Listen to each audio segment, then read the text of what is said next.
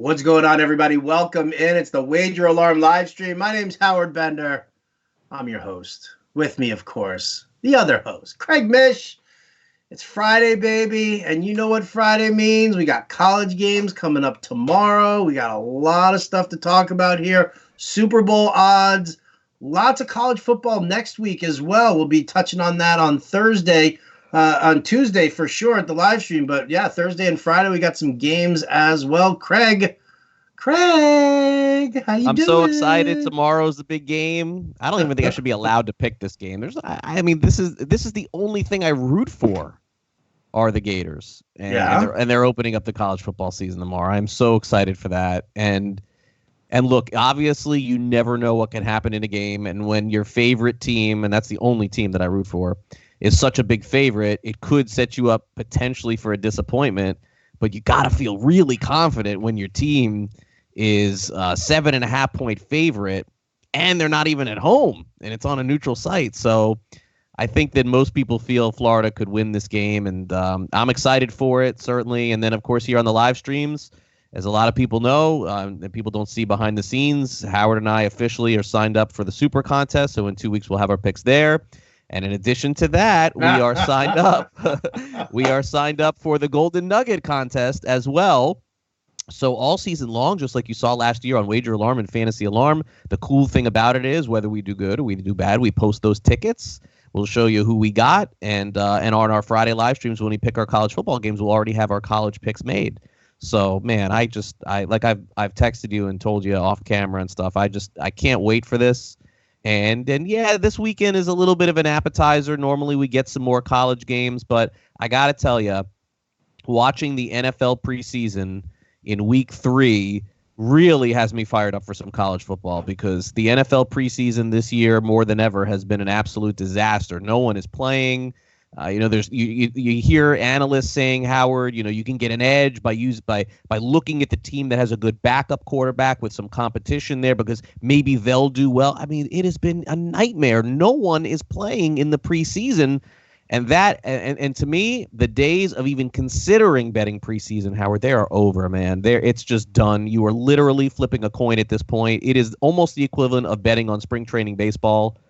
You are just so much better served saving your money, watching streams like ours or others, and betting on the individual games or betting futures, betting win totals at the end of the season. Why on earth would you even try to predict what's going to happen in these games? And even if you win, you feel good about it? Like, no. Oh, yeah, congratulations. I picked the Ravens last night against Philly. Awesome. I'll tell you what the funny thing about it is, and this is because of, from Fantasy Alarm and the daily fantasy sites. And I've never, ever, and I've said this to subscribers on a regular basis, don't play preseason DFS.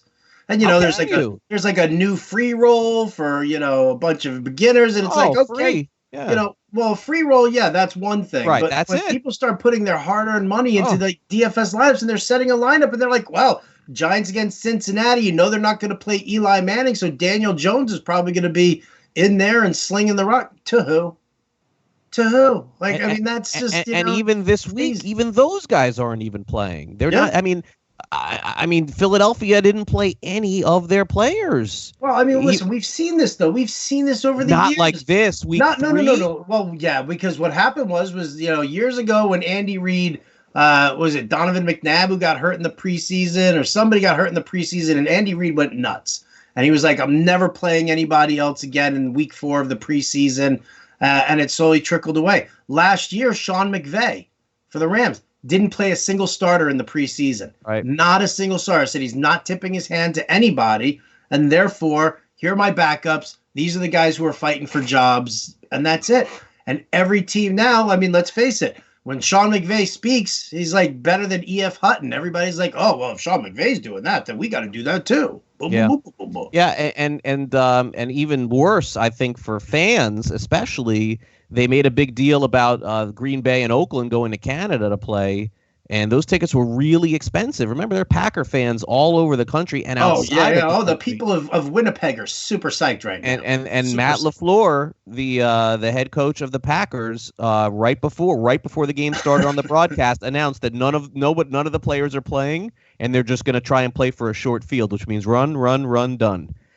Look, we're all excited for the regular season. Once it comes, it'll be a completely different story. Sure. But we still have 3 weeks until then. So why not get involved, and why not get excited about college football? The game is great. The games are always very exciting. You have so many things that you can learn about and get into, and I feel like so many people fall victim to it because they're so into fantasy football. But just think of all of the preparation that, I mean, look, we make fun about doing it in June and July. Think of the preparation, how people were talking 3 weeks ago. Oh, but once the preseason starts, that's when we're going to get a real good look. It has been a complete waste of a month. You could have prepared for betting on all these college football games. The lines have been out for months. So anyway, tonight here, what we're going to do is we'll take a quick look at those 2 games tomorrow. We'll take a look at some games on Thursday. There's a couple of injuries also that I want to go over in college football because, as many of you know, win totals aren't on a sliding scale in general. Once you bet on a win total, either in college or pro, that's it. So this is you kind of have to get in now over the next week in college, and you have 2 weeks until the NFL. All right, so let's get to it right now. Let's start off with tomorrow's game. I know it's going to be a problem for you. It's a problem. Gators -7.5 over Miami. We've talked about the fact that Miami's, new coach. It's a whole different ball game for the U. It is on a neutral site. I mean, the hook is the problem for me. Shouldn't be a problem for you. You'll be all right. Are you sure? You just take the Gators and that's it? Take the Gators in this game. Is this a lock? Is this Mish lock? No, I wouldn't say that. They'll be when I go out on a limb like that, you know that I feel I don't want to let my passion, my heart get in the way of my head on this one, but. Look, a freshman quarterback who didn't look good when he played last year, only found out he got the job 2 weeks ago, a brand new coach.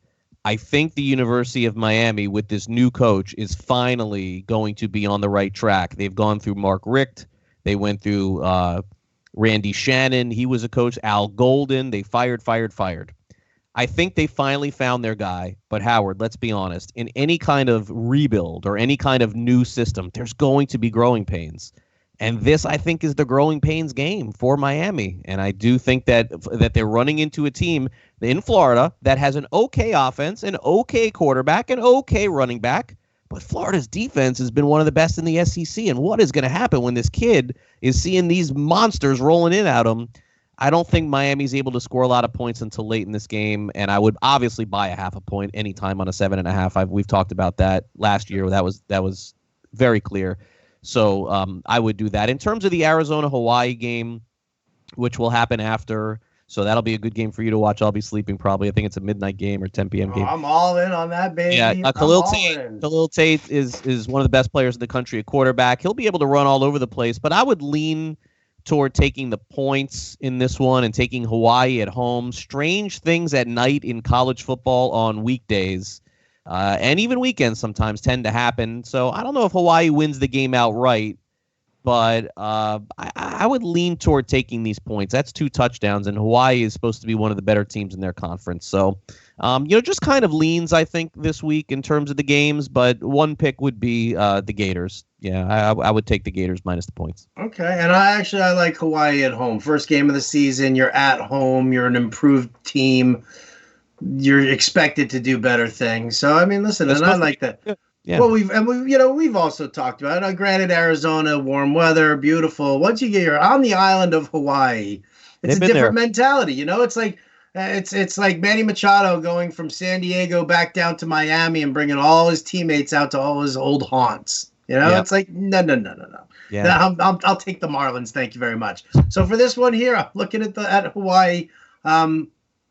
Yeah, listen, I have no opinion on the Florida one. I know, I don't want to upset you or anything like that by even saying anything about Miami positively. Yeah, you could though if you felt that way. But yeah, the total is 47 in that game, and then the late game, the total is 73. I'd like the under probably in both. Also, if I had to guess, opening weekend, I would look. Historically, teams are going to get off to the bat in college a little sluggish, as opposed to the pros where the defense is usually catching up to the offense. So I'll go under on that 47 and under 73.5, but simply just leans on that. But really next Thursday, and we'll be back here for another live stream on Tuesday, where we'll take a look at some of the Thursday and Friday games, and then we'll have our picks not only for the Wager Alarm stream, but also for the Golden Nugget contest with college football and pro, and then we'll do our super contest on Friday.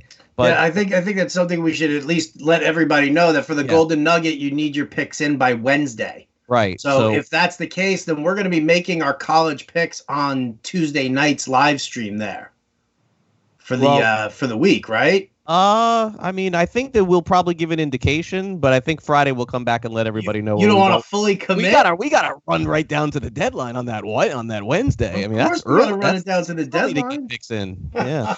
I wonder if we don't pick the games for Thursday or Friday, if you could do them Saturday. Honestly, full transparency, I've never done the college football contest. This is the first time I've done it before Super Contest. I'm on years and years of doing it, but I appreciate you wanting to do that with me this year. So I think that'll be great. Anyway, sort of think it's my pleasure, but I don't know. We'll have to wait and see what happens. It's my pleasure. It's both our money. UCLA at Cincinnati. Cincinnati next Thursday night at home. The total is 60 in that game. And we'll talk more about this a little bit next week, but just to give you a little bit of a preview as to what you can expect to see on future live streams all season long, I'll give you a little bit of an idea. The Bearcats beat UCLA in UCLA last year. And this season, Cincinnati, they still have a ton of the skill positions, but they lost 3 offensive linemen. In terms of being at home and that East Coast, West Coast thing, Howard, that's a factor when you played the week before. Right. But again, just like the Hawaii situation, UCLA goes to Cincinnati a couple days in advance, and they're totally cool. So I don't think that there's a huge advantage for Cincinnati there. So I think that for me, my lean would be UCLA. I was very bullish on them going over their total at the beginning of the season. They have some of the most returning starters in all of college football, and Josh Kelly is their running back, and it looks like he's healthy and ready to go. So I will lean toward UCLA and lean toward taking the points. And then obviously next Tuesday when we come on, we'll talk more about that game. Okay. All right. Moving on over then. You're looking at Utah, BYU. Utah, this is the running back that you that you love from there, Zach Moss. Yeah, Moss. Yeah, Utah is one of the top 10 teams in the country. There are some people that feel that they could end up in the Final Four at the end, and they're ranked high enough right now that if they go undefeated, I think that they would be there. So here's kind of the breakdown. Now, look, you don't live in Utah. I don't live in Utah. Honestly, I've never been to Utah, okay? But this is like when BYU plays Utah, this is the equivalent of when Miami would play Florida State, or Miami plays Florida, Florida plays Florida State. This is the Giants and the Dodgers playing each other, okay? This is what this is. These are two teams in the same state. They're the two big schools. But the problem is that Utah has beaten BYU 8 years in a row. Utah's beaten BYU 8 years in a row. That's a long time. But I will say this in defense of BYU, out of the last 8 games, 7 of the last 8 have come down to the final possession in the game. So Utah's been able to basically pull it out late. So as I look at it, at least early on, and we'll get into it more next week, the total is 48. And I think that both teams can run. Utah can play great defense. And there was another interesting note that I found that both teams have new kicker and new punter this year. And so in games where there's long field goals that are missed, again, that would drive that total down. Mm-hmm. So I would lean a little toward the under 48 because I don't think either team is going to score that much. And I know that Utah's defense is good. And I know that Utah's going to run the ball. They're going to run the ball a lot with Moss. So I'll lean under 48 for this game. Not a real strong opinion on the side because I think I just illustrated Utah could win again and only win by 3. I mean, they've won 8. They've won 8 in a row, and it's come down to the last possession of the game. You know why? It's rivalry, Howard. And for those people who don't know, when it comes to wagering and betting and understanding what college rivalries are, this is how you break it down. Sure, on Utah and BYU, they're going to have 60 kids, and 35 of them are going to be from the state of Utah. So Howard, these kids have seen each other and played against each other all throughout high school. Yeah. They know each other. They know each other. This is the hardest they're gonna play all season long. They see their friends playing on the other side of the field. This is why these games are always close in football, these rivalry games. So I would lean toward that too. I think Utah can go on the road and win. But, man, they are so hyped to be 5-point favorites on the road this year. So I'm just going to lean toward the under at this point, under 48 points. Oh, okay. Final game now. FIU at Tulane. You got to go to Florida International here. What's up? FIU. On the road here. Tulane, a 2-point favorite at home. 2 points at home, Yeah. dude. You That's know what? Terrible. FIU burned us a bunch last year. FAU was good to us. FIU burned us a little bit when we were on them or against them. So FIU, Florida International University, this is around the Miami area. It's in South Florida. Butch Davis is the head coach of FIU, and they were dead last year in the conference in tackles for loss. They couldn't run at all, so they had a problem in the backfield. Tulane can throw, but they are very prone to making a lot of mistakes, a lot of interceptions, a lot of fumbles. They just kind of play this wide open offense, and that cost them, at least at the beginning of last year. But in the midway point of last year, Tulane replaced their quarterback with about 6 games to go, and they replaced him with a kid named Justin McMillan. He transferred from LSU, and obviously if he comes from LSU, he's got to be a very highly recruited player, but he wasn't going to be able to crack their starting lineup in terms of quarterback. So Tulane, 15 minutes away from LSU, says, come play for us. He plays in the same state. He comes in. They finish the season 5-1. And the only loss Tulane had at the end of the season was to Houston. And Houston, of course, is a very good team. So the spread looks a little wrong for me. I think that Tulane should be a little bit of a bigger favorite in this one at home. Right now, it seems like it's only 2. So they're a slight favorite in this, which makes me scratch my head and wonder why. Because it looks like on paper Tulane is the better team. They also finished the season 5-1. That is just huge for me going into the next year, because this is not like free agency in the NFL. If you finish the season 5-1 and you didn't lose a lot from last year, you would expect to be good the following year. So I think that Tulane opens up the season with a win against FIU. So this would be a -2. The other thing that you could do is, if you're afraid of the 1 point, you could take the money line, which is about -130, 140, and laying no points whatsoever. So Tulane would be the lean for me. And then again, as we dive back in next Tuesday, we'll see where the lines are and kind of what happens there. But there's a lot of other games on Thursday. Those are at least the games that are easiest to focus on because they're main teams and the spreads are out. There are also some games next Friday night in college football. But for the purposes of doing a 30-minute, 40-minute live stream, those are the 3 games that if you're taking a look at next week, you can expect, I think, to see 3 competitive games next week. Right on, and we'll break those down again on Tuesday night. Now, you were talking earlier about a couple of injuries in college football. One of the things that you've learned over the years is that when it's the starting quarterback, then things really kind of shift around. But are we losing any starting quarterbacks here? We're losing other guys. Yeah, 2 injuries that were named this week. And so this is more for your week 1 games and also your season-long college totals. Kansas State's and again, I don't know every name of every player in college football, but I do read the injury reports. And so when I see a significant injury, that's something that I'll look at. But the Kansas State Wildcats this week, they announced that their starting fullback is out for the season. He got hurt in practice, so at a senior. So the ability for Kansas State to run the ball definitely goes down a little bit. Again, that's just something to circle if things don't go well at the beginning of the season for K-State. You'll remember that we brought it up here. And from what I read, at least, a very key player in their offense and a good pass protector as well.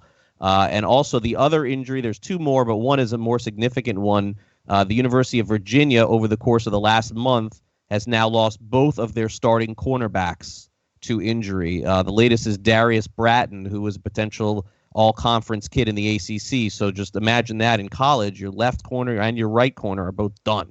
So I don't know how you respond from that in college at all. In the NFL, it's like next man up. There's all these very talented kids, but not so much at the college level. So keep an eye on Virginia and keep an eye on their defense, maybe giving up a lot of points early on this season, because that coaches know that, and they're going to attack that as well. And in terms of Nebraska, not a major injury, but I believe it was on Saturday or Sunday at practice, their top backup offensive lineman who plays left tackle and right tackle also was hurt, and he's going to be out for the year as well. So not a hugely significant one there, but if down the line you notice that one of Nebraska's offensive linemen gets hurt, their best guy that would come in is now out for the year too. So 2 really, I think, significant type injuries, and the third one would just be something to monitor as the season goes along, because Martinez, the quarterback on Nebraska, this kid runs like wild, and he's going to need as many offensive linemen to run with him all season long. So just something to keep an eye on.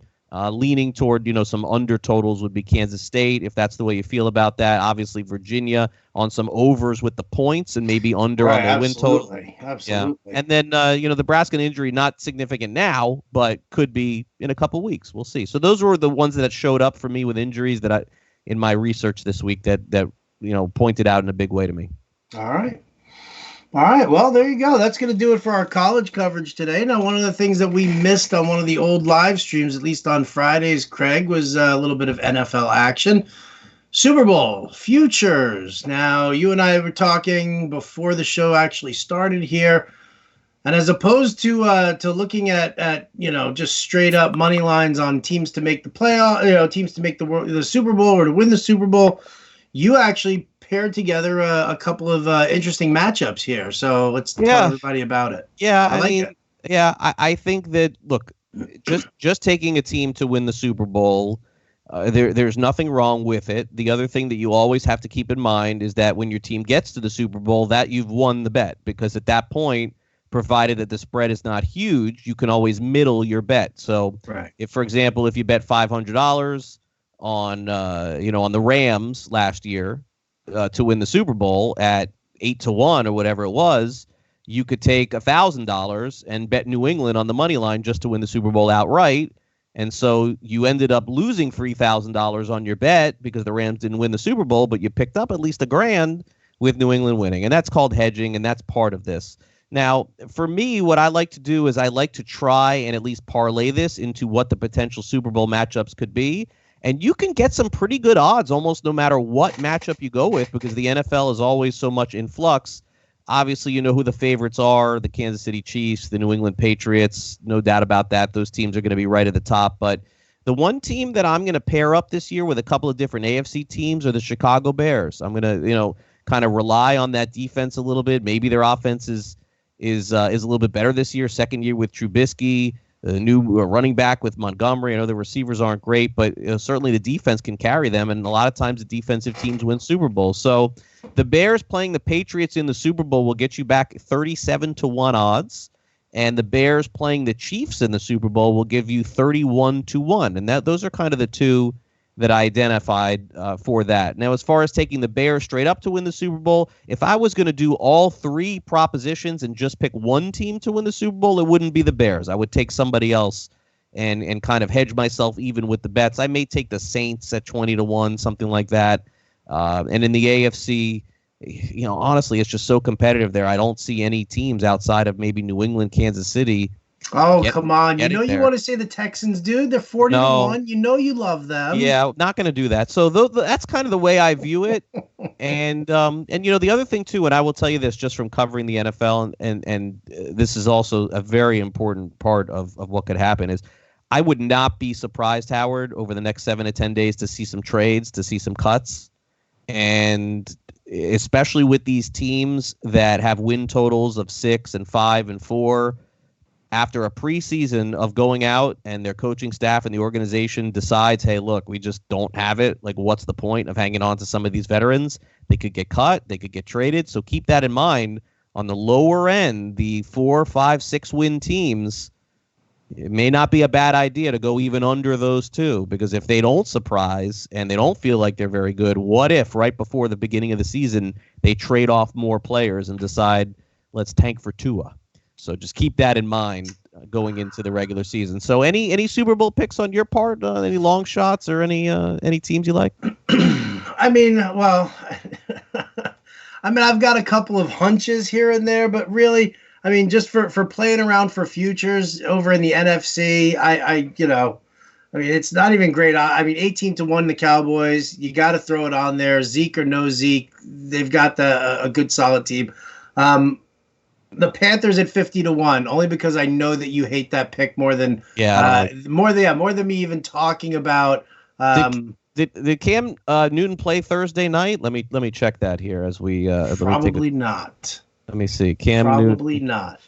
How about this, dude? Cam Newton 4 for 6 for 30 yards. How about pairing up a 50-1 Carolina to the Super Bowl, winning the Super Bowl with Cam Newton as not just the MVP, but then also comeback player of the year?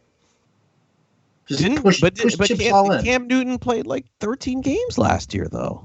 With the shoulder and the surgery and everything like that, he's still, all right. That FanDuel bet is one of the stranger ones. That's why we brought it up on the last live stream. You can go to FanDuel and check out. They have a comeback player of the year odds. Got a number of guys who played, and they're guys that played. Yeah, I don't know. Doesn't make any sense to me, but yeah. So I think the pairing up of the teams to get to the Super Bowl. Look, it's very hard to get to that point. But it's like a jigsaw puzzle a little bit. So but see, I like that. I like that better than just a straight up. These guys are going in. I mean, how many times do you sit there and you look at it? I mean, you're picking the Bears. I would have to say, what are the odds on Patriots Minnesota? Like what's that going to look like for me? Let me give you a little strategy here, and hear me out on this. And if I don't make sense, then cut me off because that's very possible. So Bears Patriots 37-1. Right? Let's say hypothetically you put $1,000 on Bears Patriots at 37-1. Now, if I'm not mistaken, my math is bad. If that would happen, you'd win $37,000, correct? That is correct. Okay. Now, let's say hypothetically the NFC champion, let's say the AFC championship is New England and they win. Mm-hmm. And you win that bet and it's the early game. Okay? Mm-hmm. Then you move to the NFC championship later that night and it's the Bears and Carolina, right? You would you could end up making off that bet $15,000. You'd bet $15,000 on Carolina just to win the game outright. You turned your $1,000 into $15,000, and you didn't even get the right pick. If Carolina ends up winning it, all you have to do is get there. You don't even have to win. I kind of like that. Kind of makes me feel good. If it's the Bears in Carolina. Meanwhile, it'll be, what year Arizona had? Howard, wow, no one saw that. Kyler Murray, he's amazing. Unbelievable. Did you see the Redskins doing that this year? Not at all. Washington. You almost made me throw up there for a second. Right. So anyway, there's different ways to hedge these things, and that's what makes this so much fun. When you think about that, no one's going to take $1,000 to do this, but you take $100 to win $3,700. And then you get to the end, and let's say the opposite. Bears play Minnesota, Bears win. Patriots are playing Kansas City. In the night game to go to the Super Bowl, you put $1,500 on Kansas City. Kansas City wins, you win $1,500. If Patriots win, you win $3,700.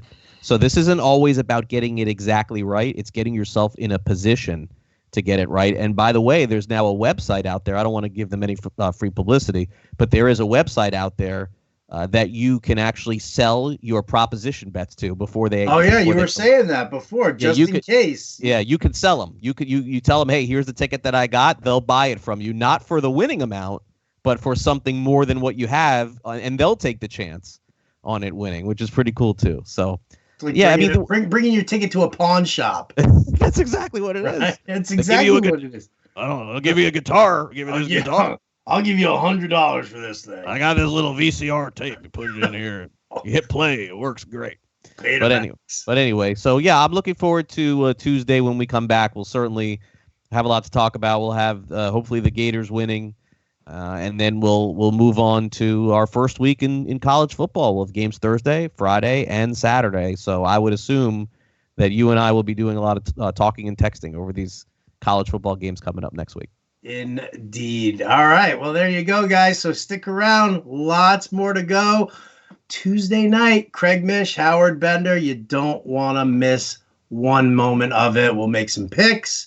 We'll look at some lines. We'll look at some leans. All sorts of fun stuff there. Golden Nugget college football contest for Craig and I. Westgate Super contest for Craig and I. Got a lot going on here. Going to be swimming through stacks of gold coins like Scrooge McDuck, baby. That's what we're doing. Go Gators. That's what we're doing. Go Gator. I'll even give you a go Gators. Thank you. There you go. Go Gators this week. So that's going to do it for us here at the Wager Alarm live stream. Big thanks to our buddy Matt Sells for producing today. He's Craig Mish. I'm Howard Bender. We'll catch you next time.